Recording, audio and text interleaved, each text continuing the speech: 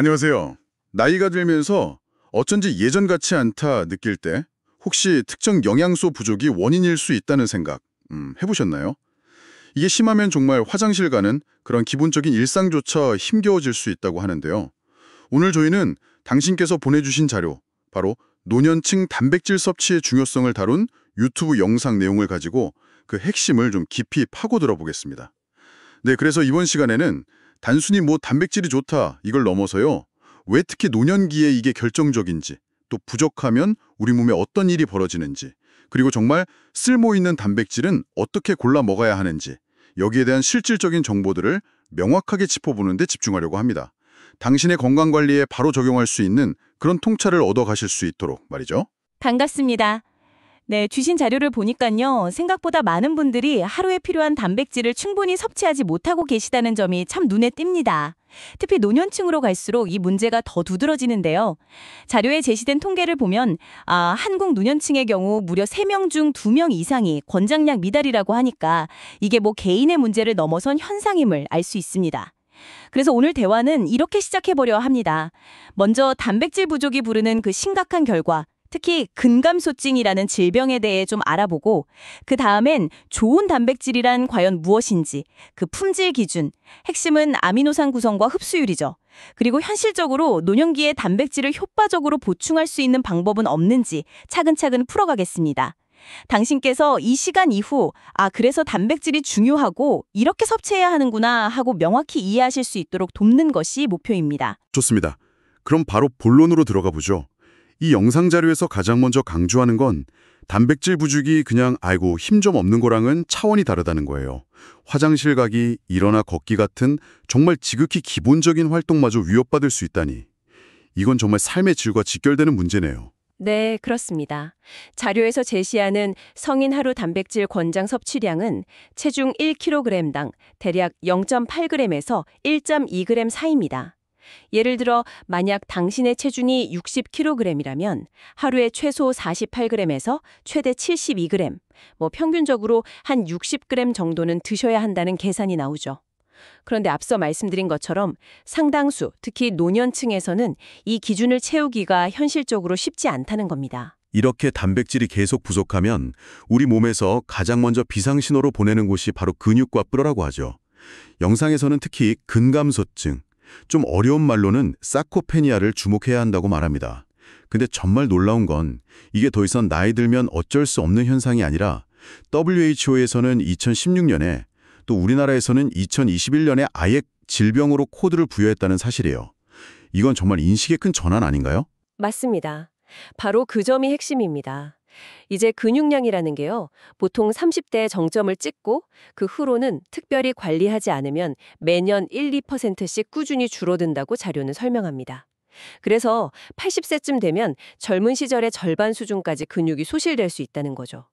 통계적으로 보면 60세 이상 인구의 약 30%, 그리고 80세 이상에서는 절반 가까이가 근감소증의 영향을 받을 수 있다고 제시됩니다. 이게 왜 중요하냐면 단순히 팔다리 힘이 약해지는 걸 넘어서 쉽게 넘어지고 낙상 위험 증가하죠. 활동 반경 줄어들죠. 당뇨병 같은 만성질환 관리도 더 어려워지는 등 건강 전반에 악영향을 미치기 때문입니다. 질병으로 분류됐다는 건 이제 이걸 자연스러운 노화가 아니라 예방하고 관리해야 할 대상으로 봐야 한다는 의미입니다. 이게 정말 큰 변화죠. 질병으로 본다는 게 그런 의미군요. 어떻게 보면 예방과 관리가 가능하다는 좀 희망적인 측면도 있는 거네요. 그렇다면 이 중요한 근육을 지키기 위해서 어떤 단백질을 먹어야 할까요? 무조건 많이 먹는다고 해결될 문제는 아닐 것 같은데요. 정확한 질문입니다. 양도 물론 중요하지만 질이 정말 중요하죠. 자료에서는 우수한 단백질의 첫 번째 조건으로 우리 몸이 스스로 만들어내지 못하는 8가지 필수 아미노산이 얼마나 균형 있게 들어있는지를 꼽습니다. 이 8가지 중에 단 하나라도 부족하면 마치 그 구멍난 통에 물을 붓는 것처럼 다른 아미노산이 아무리 많아도 단백질 합성이 제대로 이루어지지 않는다는 거죠. 그 부족한 아미노산을 제한 아미노산이라고 부르는데 이 개념이 단백질 품질을 이해하는 데 아주 중요합니다. 그러니까 아무리 단백질 함량이 높은 음식을 먹어도 그 안에 필수 아미노산 8가지가 골고루 들어있지 않으면 이게 뭐 밑 빠진 독에 물 붓기가 될 수도 있다는 거네요. 아, 그래서 특정 음식만 고집하기보다 다양하게 먹는 게 중요하다고 하는 거군요. 바로 그겁니다. 그래서 자료는 다양한 식품을 통해 필수 아미노산을 보충하는 것이 기본이라고 강조합니다. 여기서 한 걸음 더 나아가서 단백질의 질을 좀 더 객관적으로 평가할 수 있는 지표로 WHO에서 제시한 PDCAAS, 그러니까 단백질 소화율 교정 아미노산 점수라는 개념을 소개합니다. 이건 단순히 필수 아미노산 함량만 보는 게 아니라 우리가 먹었을 때 실제로 소화되고 흡수되는 비율까지 고려한, 말하자면 단백질의 실질적인 가치를 보여주는 점수라고 할 수 있습니다. PDCAAS. 처음 듣는 용어인데 소화 흡수까지 고려했다니 정말 실용적인 지표 같은데요. 이게 1점 만점이라고요? 그럼 1점짜리 단백질은 먹는 대로 100% 우리 몸에 필요한 필수 아미노산을 제공한다는 뜻인가요? 와, 이건 정말 효율성의 끝판왕 같은 느낌인데요. 네, 뭐 그렇게 이해하시면 쉽습니다. PDCAS 1점은 이론적으로 그 단백질만으로도 필수 아미노산을 완벽하게 공급할 수 있다는 의미니까요. 자료에 제시된 표를 보면 흥미롭게도 식물성 단백질 중에서는 대두 단백질, 즉 콩단백질이 있고요. 동물성 단백질 중에서는 유청 단백질, 우유에서 추출한 거죠. 그리고 달걀 흰자가 이 1점 클럽에 속합니다. 실제로 우리가 접하는 많은 단백질 보충제들이 유청이나 대두를 주 원료로 쓰는 이유도 바로 이 높은 PDCAS 점수, 즉 높은 생체 이용률 때문이라고 볼 수 있죠. 아하, 대두 단백질, 유청 단백질, 달걀 흰자. 이거 기억해둬야겠네요. 그런데 여기서 또 현실적인 문제가 생깁니다. 이런 좋은 단백질들을 어떻게 꾸준히 또 충분히 섭취하느냐는 거죠. 특히 연세 드신 분들은 소화력이 약해져서 고기 같은 건 좀 부담스러워하시거나 실제로 먹어도 속이 불편하고 흡수가 잘 안 되는 경우가 많다고 자료에서도 지적하잖아요. 아무리 PDCAS 1점짜리라도 몸에서 받아주질 못하면 소용없을 텐데요. 정확히 짚으셨습니다. 노년기 단백질 섭취의 가장 큰 걸림돌 중 하나가 바로 이 소화 흡수의 문제입니다. 섭취량 자체를 늘리기도 어렵지만 먹은 만큼 몸에서 활용하지 못하는 거죠. 그래서 자료에서는 대안 중 하나로 소화 부담은 적으면서 필요한 양을 간편하게 채울 수 있는 건강기능식품 형태의 단백질을 고려하는 경향이 있다고 언급합니다. 네, 그럴 수 있겠네요. 그럼 만약 그런 제품을 고려한다면 뭘 보고 골라야 할까요? 워낙 종류가 많아서요. 영생에서는 몇 가지 기준을 제시하던데요. 첫 번째가 당류 제로였던 것 같아요. 아무래도 나이가 들면 혈당 관리가 중요해지니까요. 맞습니다. 당 함량 확인은 매우 중요합니다. 특히 단백질 보충제 중에는 맛을 내기 위해 당을 첨가하는 경우가 있는데요. 노년기에는 혈당 조절이 중요하므로 당류가 0g인지 확인하는 것이 좋다고 자료는 조언합니다. 설탕 대신 스테비아나 팔라티노스 같은 대체 감미료를 사용한 제품을 예시로 들고 있고요. 두 번째 기준으로는 앞서 이야기 나눈 우수 단백질인 대두 단백질과 유청 단백질이 함께 들어있는지를 보라고 합니다. 아무래도 식물성과 동물성, 고품질 단백질을 균형 있게 섭취하라는 의미겠죠. 식물성 대두하고 동물성 유청의 조화군요. 혹시 또 다른 기준도 있었나요? 네, 한 가지 더 있습니다. 근육 합성의 스위치 역할을 하는 것으로 알려진 필수 아미노산, 바로 류신이 함유되어 있는지를 확인하는 것이 도움이 된다고 합니다. 류신은 단백질 합성을 촉진하는 데 중요한 역할을 하기 때문에 근육 유지가 특히 중요한 노년층에게는 이 성분의 포함 여부가 의미 있을 수 있다는 거죠. 그래서 자료는 이렇게 정리합니다. 복잡하게 생각할 것 없이 당 제로, 그리고 대두, 유청, 류신 함유, 이 세 가지 정도만 확인해도 괜찮은 제품을 고르는데 큰 도움이 될 거라고요. 단순히 단백질 총량만 볼 게 아니라 혈당 부담은 없는지, 흡수가 용이한 질 좋은 단백질인지, 또 근육 합성에 도움을 주는 성분이 있는지까지 고려하는 좀 더 현명한 선택을 하자는 취지입니다. 오, 기준이 명확해지네요. 당 제로, 대두, 더하기 유청, 그리고 류신. 이거 기억하기 좋네요. 영상에서는 이 기준들을 잘 충족하는 예시로 특정 제품 세브란스 단백질을 잠깐 언급하더라고요. 연세대 세브란스에서 개발했고 노년층을 타겟으로 해서 방금 말씀하신 당 제로, 대두 유청 혼합, 류신 포함 같은 특징을 갖췄다고요. 이건 뭐 제품 홍보라기보다는 앞서 설명한 기준에 부합하는 실제 사례로 보여주는 것 같았습니다. 네, 그런 맥락으로 이해하는 것이 좋겠습니다.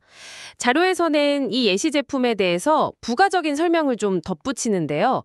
예를 들어서 소화 흡수를 돕기 위해 유산균 사균체를 넣었다거나 한 번 섭취로 단백질 18g 외에 칼슘, 마그네슘, 아연 같은 미네랄과 비타민도 보충할 수 있게 설계되었다는 점을 소개합니다.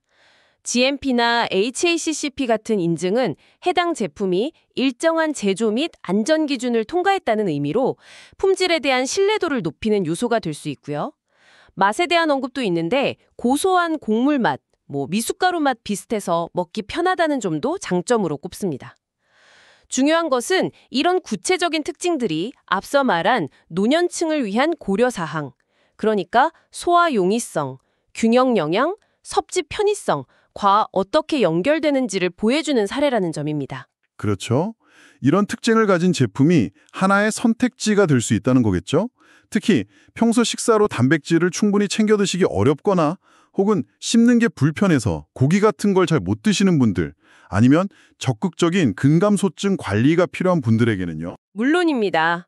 어떤 제품을 선택하든 그것은 개인의 상황과 필요에 따른 판단일 겁니다.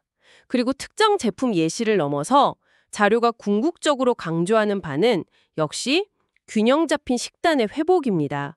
채소가 몸에 좋다고 채소만 드시거나 혹은 그 반대로 치우치기보다는 건강하게 오래 살기 위해서는 단백질을 포함한 모든 영양소를 균형 있게 섭취하는 것이 기본이라는 거죠. 여기서 정말 중요한 조언이 하나 더 나옵니다. 단백질은 한 번에 몰아서 많이 먹으면 간과 신장에 부담을 줄 수 있다는 점입니다. 그 점 중요하네요. 그럼 어떻게 먹는 게 좋을까요? 가장 이상적인 방법은 매 끼니마다 꾸준히 나누어 섭취하는 것이라고 자료는 강조합니다. 아침, 점심, 저녁 식사 때마다 단백질 식품을 조금씩 포함시키는 거죠.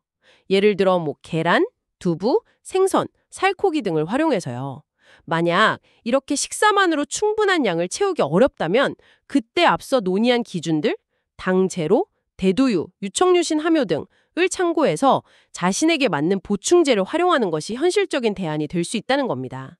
즉, 보충제는 어디까지나 보조수단이라는 점을 잊지 말아야겠죠. 그렇군요. 자, 오늘 저희는 당신이 공유해 주신 자료를 바탕으로 노년기 단백질 섭취의 중요성에 대해 정말 깊이 있게 파고들어 봤습니다. 핵심은 이거네요. 단백질 부족은 단순한 기력 저하가 아니라 근감소증이라는 질병으로 이어질 수 있고, 이걸 예방하고 관리하려면 양질의 단백질, 즉 필수 아미노산이 풍부하고 대두, 유청 등 PDCAAS 높은 것들이요, 소화 흡수가 잘 되는 단백질을 꾸준히 섭취하는 것이 관건이라는 것. 때 실질적인 도움이 되었으면 합니다.